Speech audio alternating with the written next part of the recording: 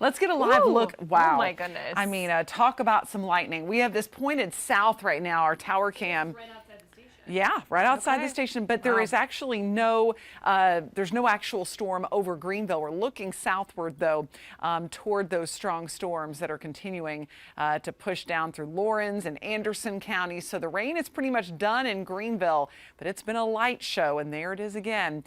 Tons of lightning. In fact, I've got the lightning tracker on radar. We can take that. Look at all of these flashes. These are very electrical storms. When you've gotten as hot as we did today in the mid-90s, that adds a lot of energy for these storms, even into the evening hours. So, we're losing the heat of the day, but it's still built up enough where it's supporting these thunderstorms through Laurens County, northern Newberry County. It's continuing to move south. Nothing severe. The wind element with these storms has really settled down, but had a lot of trees down around Spartanburg. Through Anderson County, we've got quite a number of lightning strikes. But here has been the most intense part of this line, especially near Clinton in Laurens County, moving over toward Cross Hill. And then even Clemson got a little downpour there. Reed Creek, you've got a couple new lightning strikes north of town.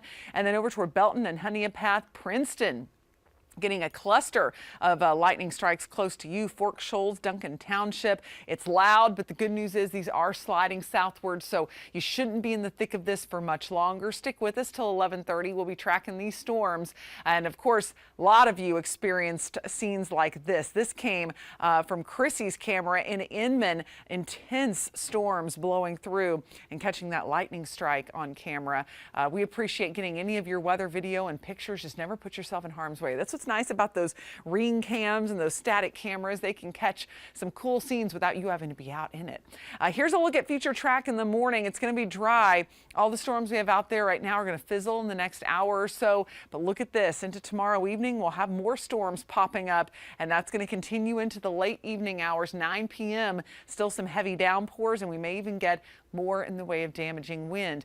We're going to do it all over again on Thursday, too. Here's 3 p.m. Thursday, scattered storms. It's really going to be the rule. But Wednesday, Thursday look to bring the greatest threats for damaging wind. So we're going to be watching for that, as well as a heavy rain threat.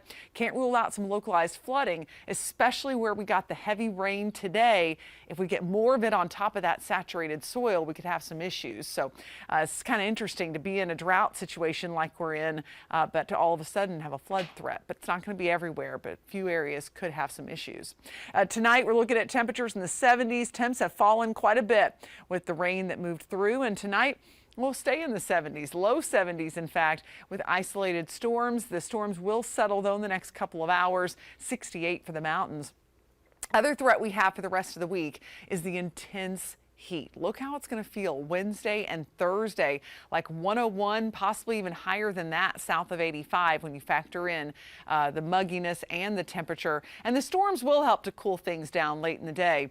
But notice what happens this weekend. We see this real field temperature go down to around 86 on Sunday. We've got a cold front on the way, but it's not going to get here till late weekend. We have to deal with heat, humidity, and intense storms Wednesday and Thursday. Still storms Friday, Saturday, but looks like the severe threat's going to go down a bit. And then cooler temperatures. Not cool, just not as hot. Looking at mid-80s for Monday and Tuesday. That's a few degrees below normal for this time of year. Let's get a look at the mountains. Scattered storms Wednesday and Thursday.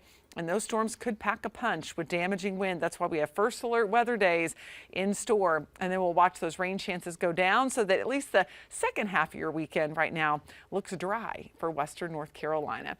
And because of the first alert weather days on Wednesday and Thursday, I really want you to get our first alert app ahead of it so that we can bring you updates through the day tomorrow and Thursday. Scan the QR code, and it'll take you to where you can download the free app. Not only will you get our exclusive video updates sent straight to your phone, and when I say ours, it's the Fox Carolina First Alert teams, not some automated thing. And then you're also going to get alerts when lightning is nearby. That can be really helpful when you're out with the kids at the beach, the pool, the lake. It can let you know when storms are approaching, when you might be a little bit disconnected.